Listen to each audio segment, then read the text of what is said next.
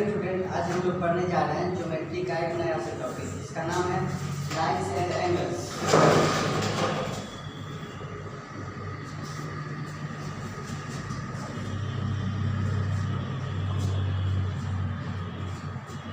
Lines and angles basically हम इसमें line और एंगल के बारे में जानेंगे। तो सबसे पहले हम लोग जान लेते हैं कि लाइन क्या होता है, उसके बाद हम एंगल के बारे में जानेंगे।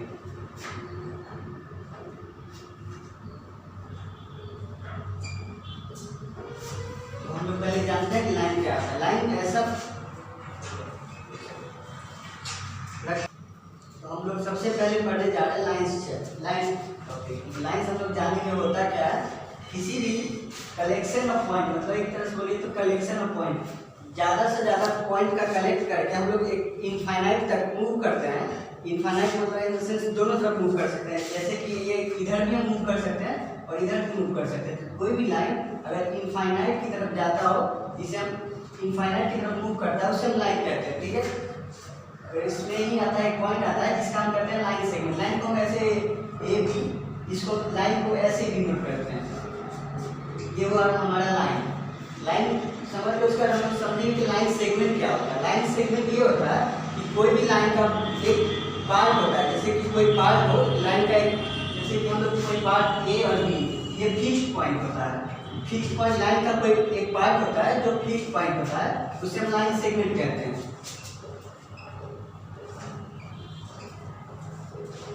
लाइन सेगमेंट, इसको लाइन सेगमेंट दो एरो से ऐसे डिनोट करते हैं। एक लाइन सेगमेंट फिक्स होता है, जो लाइन सेगमेंट का ये डिस्टेंस होता है, ये हमारा ए बी होता है। ये जो डिस्टेंस हुआ हम लोग का लाइन सेगमेंट, इसका डिस्टेंस हम लोग का ए बी होता है, इसको हम लाइन सेगमेंट कहते हैं। और लाइन सेगमेंट के बाद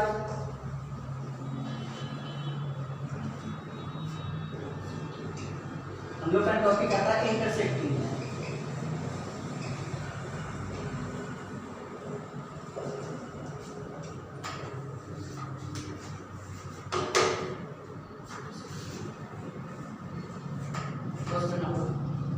हम लोग का टॉपिक है इंटरसेक्टिंग लाइन। इंटरसेक्टिंग लाइन हमारा क्या होता है, अगर कोई भी लाइन एक कॉमन पॉइंट पे आकर मिले, उसे हम इंटरसेक्टिंग लाइन कहते हैं, जिसको हम लाइन ऑफ इंटरसेक्शन इसे कहते हैं। ये हमारा जो ये पॉइंट ऑफ इंटरसेक्शन हुआ, ये हमारा लाइन हुआ।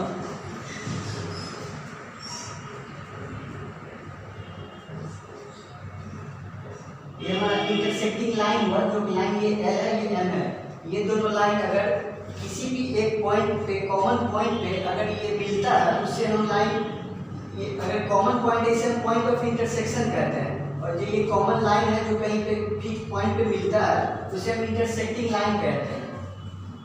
ठीक है, इंटरसेक्टिंग लाइन आप लोग जानते होंगे कि इंटरसेक्टिंग लाइन का हम लोग ये पॉइंट, कॉमन पॉइंट कैसे निकालते हैं। जैसे कोई भी दो लाइन है, जैसे 3x + 2y = 5, और ये लाइन हुआ 2x + 3y + 6 = 6। इसको हम लोग सॉल्व करके ये पॉइंट का वैल्यू निकाल सकते हैं।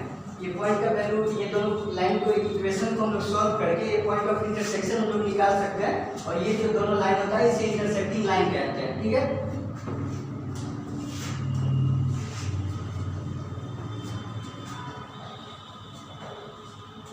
फिर उसके बाद हम लोग का नया टर्म आता है नॉन इंटरसेक्टिंग लाइन।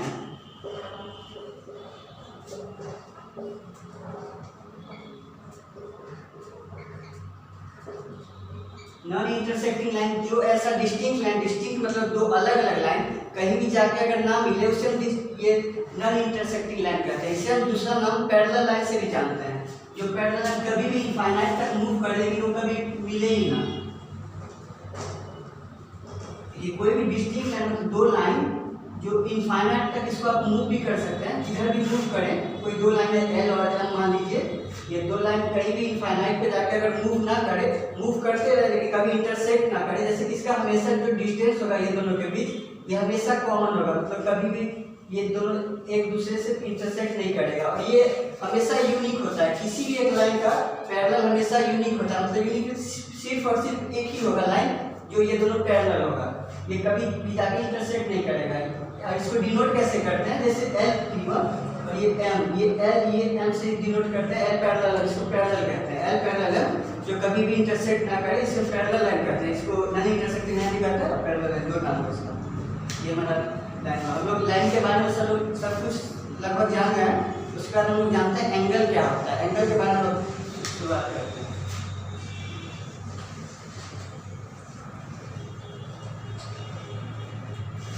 लाइन के बारे में हम लोग तो जान गए। उसके बाद हम लोग का टर्म आता है एंगल। एंगल बेसिकली होता क्या है, कोई भी एक फिक्स्ड पॉइंट मतलब कॉमन पॉइंट से अगर दो रे पास करता है, इसे हम रे कहते हैं। कोई भी फिक्स्ड कॉमन पॉइंट से रे अगर पास करता है, जैसे रे मान लीजिए ये एल है, ये हमारा एम है, ये दो रे कोई भी रे पास करता है कॉमन पॉइंट से, कॉमन पॉइंट से कोई भी रे पास करता है, इसके बीच का जो ये बनता है इसे हम एंगल कहते हैं। एंगल को हम लोग थीटा से या फिर थीटा से भी डिनोट कर सकते हैं, या फिर कोई एक्स डिग्री या फिर वाई डिग्री से डिग्री से किसी से भी हम लोग डिनोट कर सकते हैं। ये जो हमारा होता है ये इसे हम कहते हैं आर्म्स।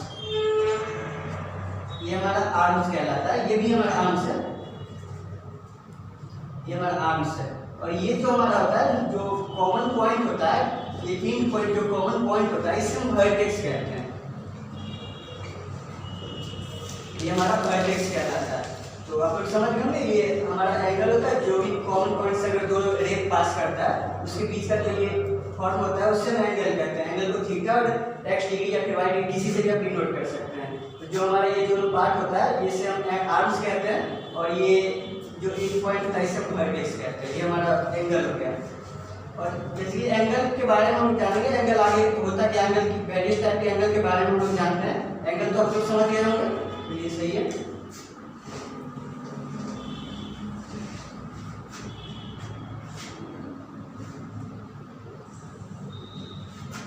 हम लोग का नया टर्म आता है various type of angle.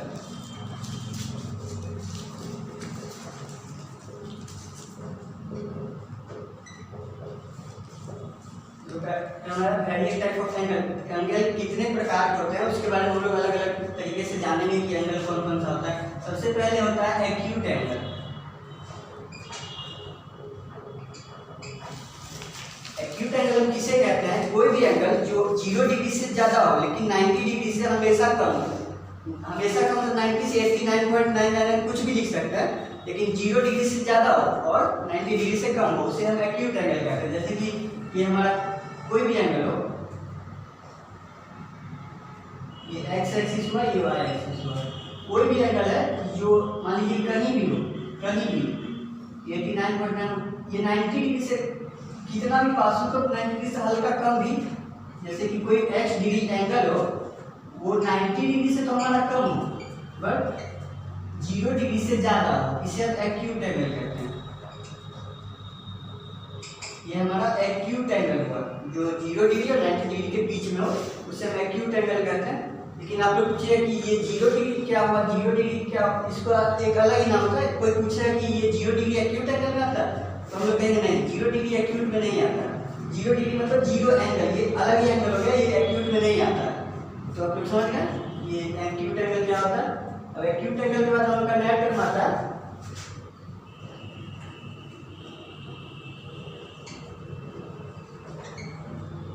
Right angle. Right angle देखिए बेसिकली राइट एंगल क्या होता है, कोई भी एंगल जो सिर्फ कोई भी एंगल का सिर्फ एक यूनिक एंगल जो 90 डिग्री एंगल बनाता हो, किसी भी एंगल जो बस सिर्फ और सिर्फ 90 डिग्री एंगल बनाता हो, मतलब कोई भी एंगल, ये हो गया हम लोग का राइट एंगल जो एक्स डिग्री सिर्फ और सिर्फ 90 डिग्री के इक्वल हो, इसे हम राइट एंगल कहते हैं। राइट एंगल बस एक ही टर्म हुआ जो हमारा 90 डिग्री जो प्रॉपर 90 डिग्री हो उसे हम राइट एंगल कहते हैं। उसका हम लोग का टर्म आता है ऑब्ट्यूस एंगल।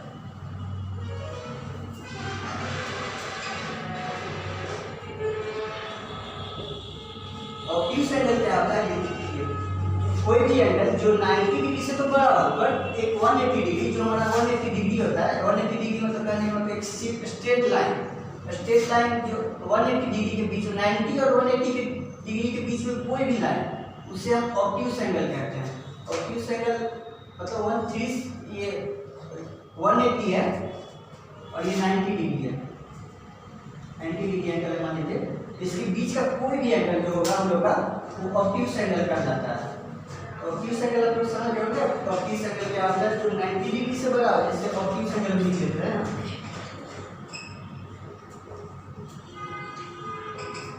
कोई भी एंगल जो 180 डिग्री से तो छोटा ही होगा बट 90 डिग्री से हमेशा बड़ा ही होगा, उससे हम ऑब्ट्यूस एंगल कहते हैं। तो समझ गए, क्लियर है आप लोगों को? और ऑब्ट्यूस एंगल क्या होता है?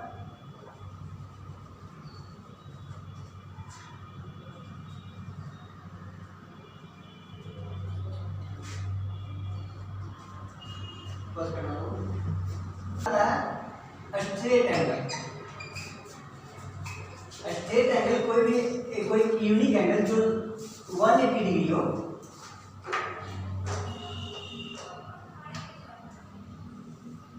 कोई भी एंगल जो 180 डिग्री हो उसे हम स्ट्रेट एंगल कहते हैं। स्ट्रेट एंगल कहने मतलब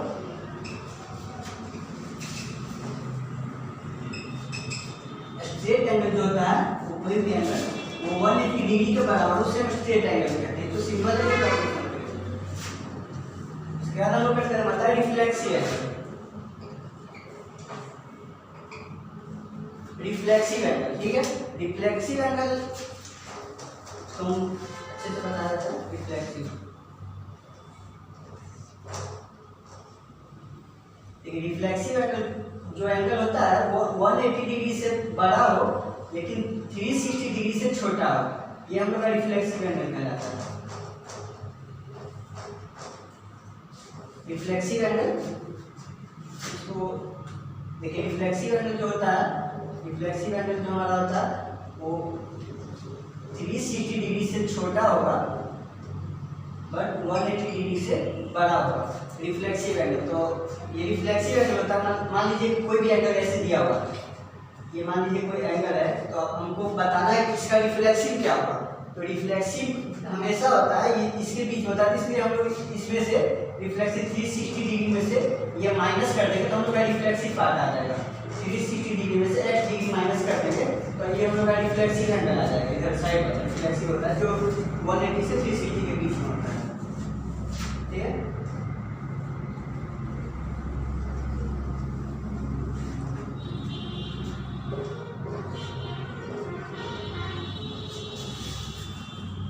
कंप्लीट एंगल होता है जो पूरा का पूरा 360 डिग्री अगर रोटेट कर जाए, कोई भी लाइन अगर 360 डिग्री पूरा रोटेट कर जाए 360 डिग्री, उसे हम कंप्लीट एंगल करते हैं। तो पूरा 60 डिग्री रोटेट 360 रोटेट करते हैं, उसे कंप्लीट करते हैं, ठीक है। तो इतना तो आप लोग समझ गए होंगे।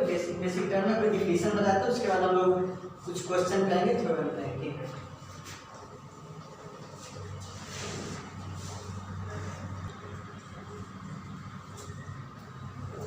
उसके बाद हम लोग का नया टर्म आता है, कुछ नया वेरियस टाइप ऑफ एंगल आता है, कॉम्प्लीमेंट्री एंगल।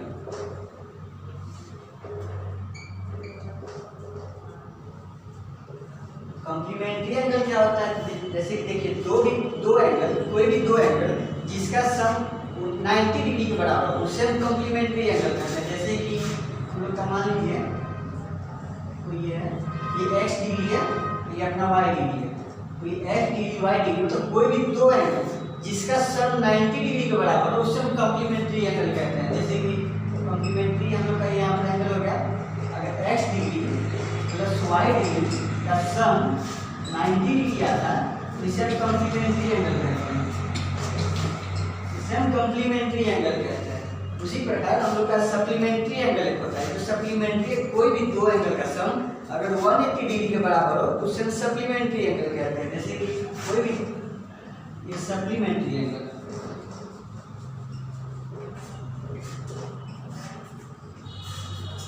सप्लीमेंट्री एंगल जैसे कि मान लीजिए कोई भी दो एंगल हुआ हम लोग का, जैसे x या y दो एंगल है, दोनों का एंगल का सम अगर 180 डिग्री के बराबर आता है तो उसे हम सप्लीमेंट्री एंगल कहते हैं। सप्लीमेंट्री एंगल समझ गए आप लोग? सप्लीमेंट्री क्या होता है? कॉम्प्लीमेंट्री। भाई दोनों में ये डिफरेंस होता है कि दोनों का सम 90 डिग्री हो तो उसे हम कॉम्प्लीमेंट्री कहेंगे, और दोनों का सम 180 डिग्री बराबर हो तो उसे हम सप्लीमेंट्री एंगल कहेंगे। जैसे कि मान लीजिए कोई बोल दे कि कोई भी एंगल है, जैसे कोई एंगल है वो 22 डिग्री है, तो आप इसका बताइए कॉम्प्लीमेंट्री क्या होगा? मतलब कॉम्प्लीमेंट्री होता है अदर पार्ट। जैसे कि हम मान लीजिए कोई x 22 दिया है तो इसका सप्लीमेंट्री कॉम्प्लीमेंट्री एंगल क्या होगा? इसका कॉम्प्लीमेंट्री हम लोग सिंपली कुछ करना नहीं है, बस 90 डिग्री मतलब 90 डिग्री है। जैसे कि हम लोग यहाँ थे तो जैसे x का वैल्यू दिया हुआ और y का वैल्यू हमें निकालना है, तो y का डिग्री क्या होगा 90 डिग्री माइनस x डिग्री। जो हमारा ये टर्म आता है ये होता है कॉम्प्लीमेंट होता है, इसका कॉम्प्लीमेंट ये हुआ दोनों का सब 90 डिग्री। लेकिन सप्लीमेंट बोले तो सप्लीमेंट में करना कुछ नहीं है, 180 डिग्री माइनस जो x हमारा है वो x डिग्री, ये हमारा सप्लीमेंट है। इसे हम कहते हैं कॉम्प्लीमेंट और इसे कहते हैं सप्लीमेंट। तो इसका कॉम्प्लीमेंट ये है और इसका सप्लीमेंट ये है, ठीक है। तो बेसिकली हम इस पे कुछ क्वेश्चन कर लेते हैं जिससे हम लोग का कुछ ज्यादा क्लियर हो जाएगा कि ये होता है क्या।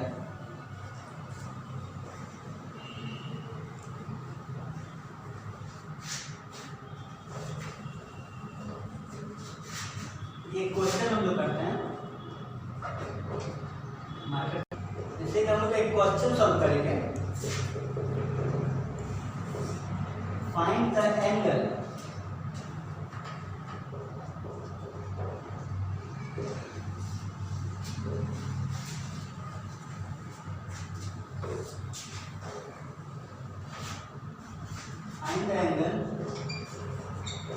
which is more than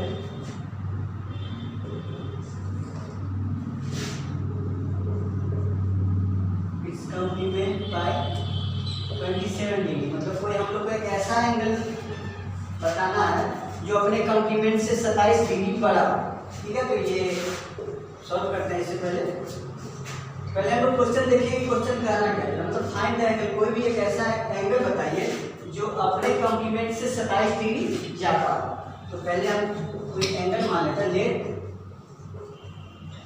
angle is x degree. हमारा जो एंगल होगा वो x डिग्री होगा। तो हम लोग जानते हैं कि x प्लस वाई डिग्री उसे हम 90 करते हैं। तो कॉम्प्लीमेंट जैसे यहाँ कॉम्प्लीमेंट निकालना है तो x प्लस वाई होता है, तो x डिग्री होगा जो हमारा 90 डिग्री माइनस वाई डिग्री, जो हमारा ये कॉम्प्लीमेंट एंगल होता है। कॉम्प्लीमेंट होता है, ये हमारा कॉम्प्लीमेंट होता है, ये हमें फाइंड करना है। तो कॉम्प्लीमेंट जैसे find the angle which is more than its complement, तो x डिग्री अपने कॉम्प्लीमेंट से 27 डिग्री बड़ा। तो बड़ा 27 डिग्री बड़ा मतलब जैसे कि 90 degree minus y, 90 degree minus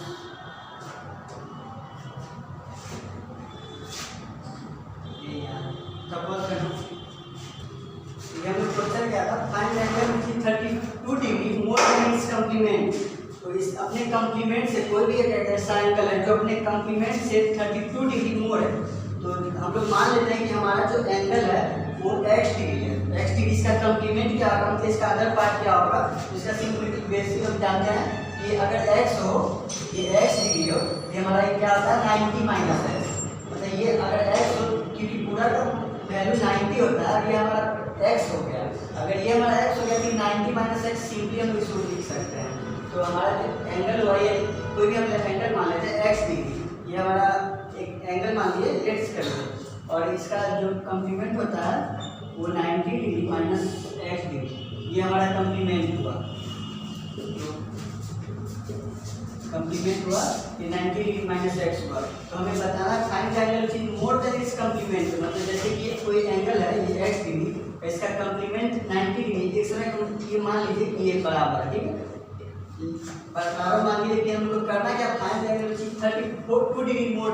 ये मतलब जो अपने कॉम्प्लीमेंट से 32 डिग्री मोर, मतलब मान लीजिए बड़ा है, इसमें हम 32 डिग्री अगर ऐड कर देते हैं तो तब तो बराबर हो जाएगा ना। क्योंकि देखिए ऐसे तो हम लोग एक समय के लिए मानेंगे दोनों बराबर है, लेकिन इसमें क्वेश्चन में दिया 32 डिग्री मोर है अपने कॉम्प्लीमेंट से।